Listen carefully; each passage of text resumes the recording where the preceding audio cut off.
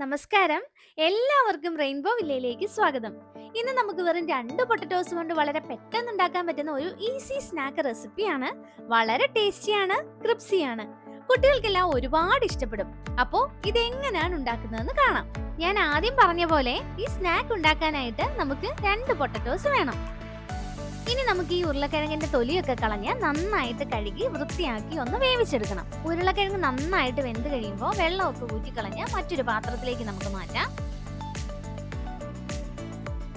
ഇനി ഈ വെന്ത ഉരുളക്കിഴങ്ങ് നന്നായിട്ട് ഉടച്ചെടുക്കണം.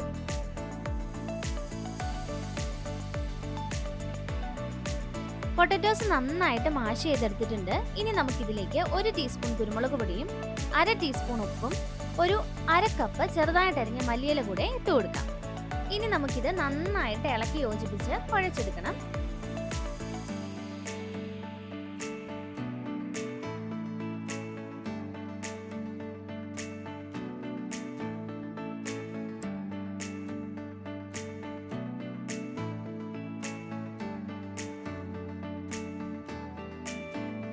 അടുത്തതായി നമുക്ക് ഇതിൽ നിന്ന് ചെറിയ ചെറിയ ഉരുളകളാക്കി ഉരുട്ടിയെടുക്കണം.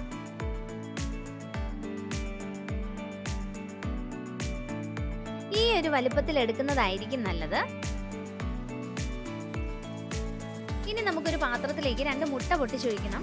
ഒരല്പം ഉപ്പ് കൂടെ ഇട്ട് നന്നായിട്ടൊന്ന് അടിച്ചെടുക്കണം.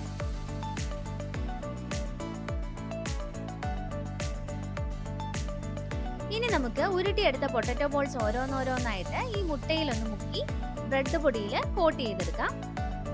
പിന്നെ പുറത്തെ ലെയറിന് കുറച്ചുകൂടെ കട്ടി വേണമെന്ന് തോന്നുവാണെങ്കിൽ 2 വട്ടം മുട്ടയിൽ മുക്കി ബ്രെഡ് ക്രംസിൽ കോട്ട് ചെയ്തെടുക്കാവുന്നതാണ്.